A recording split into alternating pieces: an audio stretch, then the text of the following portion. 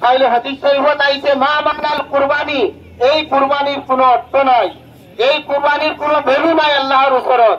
ঠিক তেনেকুৱাই যখন যেতিয়া হজ কৰিবলৈ যায়, যোৱাৰ পিছত আল্লাহৰ ঘৰৰ সন্মুখত গৈ গৈ লাব্বাইক আল্লাহুম্মা লাব্বাইক আল্লাহুম্মা লা শাৰীকা লাকা লাব্বাইক।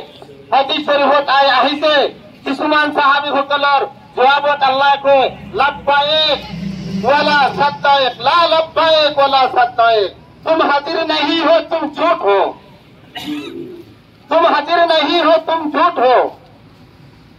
इस हज को मामानल हज कहा जाता। এই হজের কোন অর্থ নাই, কোন ভ্যালু নাই। আর যদি সহি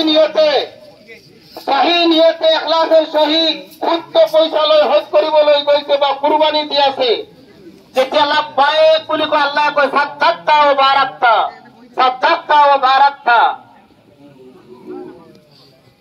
আল্লাহ পাক রব্বুল আলামিনে ওয়াহ ওয়াহ করে মারহাবা জানায়। সব নিয়তের উপরত এজন গায়ক গোটেই জীবনটো গান গাইছে, নাচ ডেন্স ইত্যাদি কৰিছে, হঠাৎ তাৰ মনটো দুৰ্বল হৈ গল, মই জীবনত কি কৰি আছো, সব এৰি পেলাই কলে মই এতিয়া হজ কৰিবলৈ যাম। ইনশাআল্লাহ সি হজ কৰিবলৈ গল, যেতিয়া আল্লাহৰ কাবা শৰীফৰ সন্মুখত গৈ থিয় হৈছে, তাৰ লাজ লাগি গল, সি মুখ ঘূৰাই ললে আৰু তাৰ পৰা ঘূৰি আহিল, হজে নকৰিল। আল্লাহ পাক ৰব্বুল আলামিনে তাৰ হজ কবুল কৰলেন।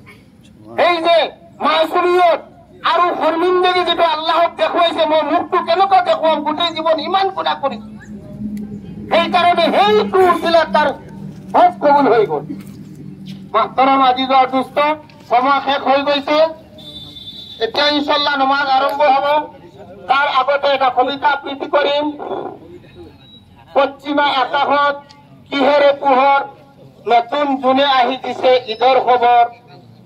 আজিৰ উৎসৱ প্ৰাণৰ গানৰ আনন্দৰ, দিন দুখীয়াত বিলাইগণ ঐক্যমূৰ্তিৰ দিয়া আজান।